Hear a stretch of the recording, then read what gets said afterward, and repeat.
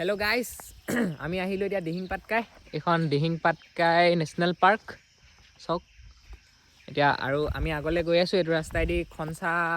ফালে গৈ আছোঁ দেওমালী ফালে আৰু দিহিং পাটকাই নেশ্যনেল পাৰ্কৰ বিষয়ে মানে ইমানো নাজানো যিমানটো জানো কৈ দিছোঁ এখন এমেজন অফ দ্য ইষ্ট বুলি কয় আৰু বৰ্ষাৰণ্য ৰেইন ফৰেষ্ট ইয়াত আপোনাৰ নিজে নিজে ৰেইন ক্ৰিয়েট হয় আৰু ইয়াত মানে কিছুমান এনেকুৱা জেগা আছে হেৰি কি বুলি কয় মানে পাৰ্কখনৰ মাজত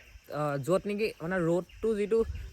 আহে ন ছানলাইটটো আহে সেই ছানলাইটটো মানে মাটিত নপৰেহি ইমানেই ডাঠ হয় আৰু তাৰ কাৰণে আপোনাৰ ৰেডিয়েশ্যনটো কেপচাৰ কৰিব পাৰে কাৰণে নিজে নিজে ৰেইনটো ক্ৰিয়েট কৰিব পাৰে এখন ডেটছ ৱাই